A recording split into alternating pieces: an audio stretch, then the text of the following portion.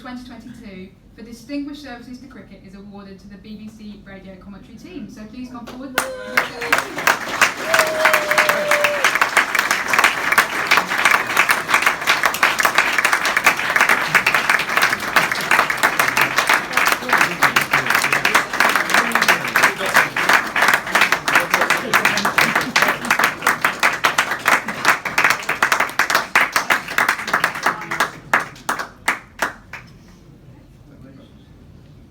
It's four. Yeah, another one. He's a raisin. Is he good? He's a raisin. Thank you very much. Ladies and gentlemen, thank you very much for this award. Ali's going to try and put pressure on me down the front here, so I'm going to try and ignore him out of the corner of my eye. He used to put pressure on me when he was batting against me when I was bowling. He won all those contests.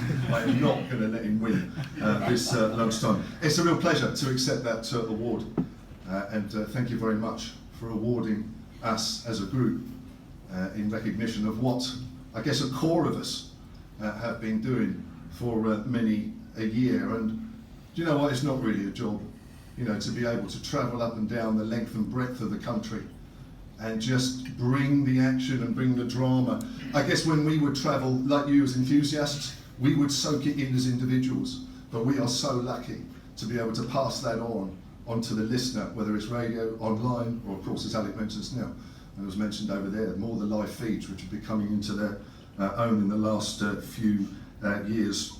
As I say, a lot of us have been doing it for many years, and I guess that's what's become our little sort of niche, really, in the commentary world. You've got Adrian Harms here, who would always do Sussex. If you tune into Sussex, you get Adrian Harms.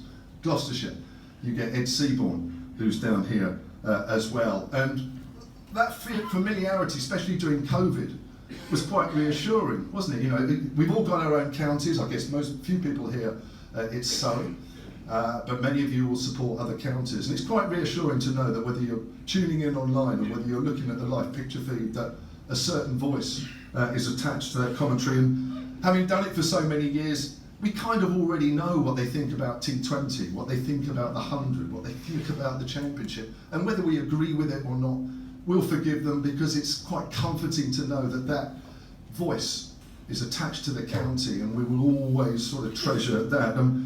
I'm sorry to say, Alec, that there is another part of the royal family here as well, Mark Church, who does the Surrey commentaries, and he's probably been doing it for longer than most of us. And you know, we've all got our little quirks and our little sort of little bits that we add into our commentaries, which makes us all a little bit individual.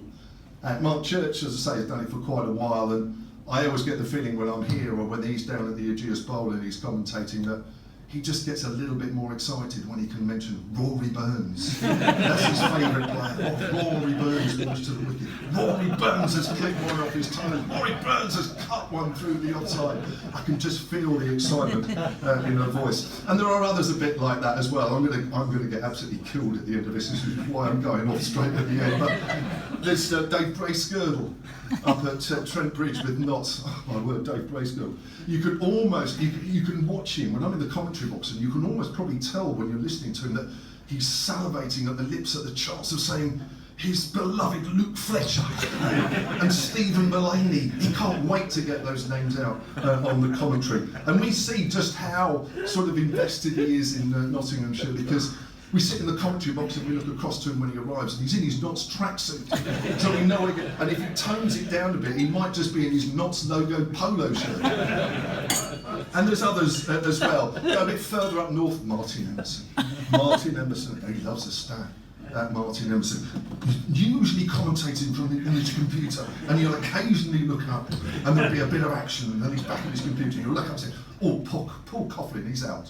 And then he'll be back, and as he looks up all his stats, he'll say that, oh, Paul Coughlin, well, that's the 10th time that he's been out in the month of June, and in fact, since he made his debut back in 2012, that was against Australia A. And did you know that Australia A contained players like Michael Klinger? They also had George Bailey, who went off to play for counties such as Gloucester, Middlesex, and the other one I'm thinking of, Hampshire as well. How can I forget he played at Hampshire, he was captain.